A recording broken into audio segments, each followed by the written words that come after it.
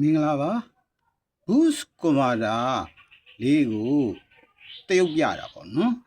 ဘူးစ်ကွန်မာတာလေးကိုလက်တွေ့တရုတ်ပြမယ်ဒါလက်သနီယန်အိုး2အိုးပေါ့ဒီတရ2အိုးကို CD ဆက်ထားတယ် 8.49 ရှိတယ်နော်ဒါမြင်ရတယ်နော်ကြည့်တာနော်အဲ့ဒါလေးကိုပြမယ်အဲ့ဒါလေးကိုတကယ်တော့ inverter လေးတစ်ခုပေါ့ဗျာဒီ inverter ကိုကျွန်တော် switch လုပ်မယ်နော်ဒါနဲ့ inverter ကို switch လုပ်ပြီးရင် inverter ပေါ်တဲ့ဘိုးအားနဲ့ lithium အိုးမှာပေါ်တဲ့ဘိုးအားပေါင်းပြီးတော့ဒီ diode ကနေပြီးတော့ဒီဘက်ကိုထွက်မယ်နော်ဘိုး boost လုပ်မှာပေါ့ဗျာနော် boost လုပ်မယ်ဆိုတော့ဒီ diode လေးထည့်တာနော်ဒီ diode လေးမထည့်ရင်ဒီကဥမာ capacitor ဘိုးအားဒီမှာပြန်စီးနိုင်တယ်ပေါ့နော်ဒါကြောင့်ဒီ diode လေးကိုထည့်ထားတယ်switch ကဘယ်နေရာလုပ်မလဲဆိုတော့ဒီ inverter ကိုကျွန်တော် switch လုပ်မယ်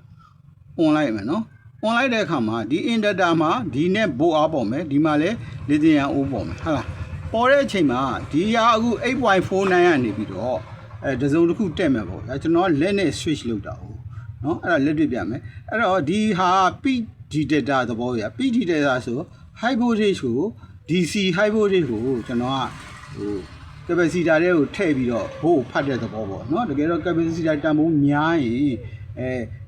peak detector လုပ်လို့မရတန်ဖိုးနည်းလေးနဲ့လောက်ရတယ်2.2 microfarad ဒါပေမဲ့အခုက 0.8 လောက်ပဲရှိတယ်ကျွန်တော်တိုင်းကြည့်တယ်နော်အဲ့လောက်ကလေးကိုလောက်ထားတယ်ဒီမှာအနှုတ်ကိုအနှုတ်နဲ့ဆက်တယ်အပေါင်းဆက်တယ်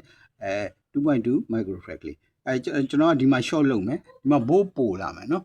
ဘိုးပိုလာတာလေးကိုကြည့်ထားနော်ကျွန်တော်ကမကြည့်နိုင်ဘူးshort လုပ်မယ်နော် short လုပ်တော့ဘယ်လိုဖြစ်လဲဆိုတော့နော်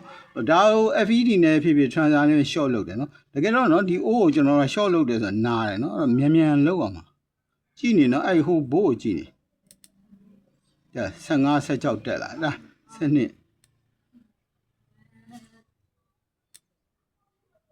နော်အဲ့ဒါ boost လုပ်တာဒီကဘိုးနဲ့ဒီ inverter ဘိုးကို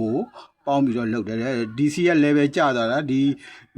capacitor ကမတူလောင်နိုင်လို့ဒါမှမဟုတ်ဒီမှာ load ရှိလားမသိဘူး digital meter ဆိုမှနော်အဲ့တော့ဟုတ်လားဒီကောင်ကို on off လုပ်တာ ਨੇ ဘိုးပို့လာနော်သူဟို switching ခုနကတော့တိုင်း on ကြရင်ပို့တက်တာပေါ့နော်ဒါလည်းနော်ဒါကိုလက်နဲ့အစား transfer နဲ့လုပ်ရင်boost ဖြစ်တယ်နော်ဟုတ်လားအခုဆိုရင်ဘယ်လောက်ရှင်းလဲနော်ဒါကအဲ့ဒါ demonstration လုပ်လိုက်လက်တွေ့လုပ်တယ်ဆိုတာသူများပြောမှာမဟုတ်ဘူးကိုယ့်ဘက်ကိုစမ်းကျင်လဲရတယ်နော်ဒါကျွန်တော် idea နဲ့ကျွန်တော်စမ်းတာနော်ဘယ်ဟာဟိုမှကြည်တာမဟုတ်ဘူးသဘောတရားကိုသိတဲ့အခါကျတော့လက်တွေ့လုပ်လို့ရတယ်နော်လက်တွေ့စမ်းကြည့်လို့ရတယ်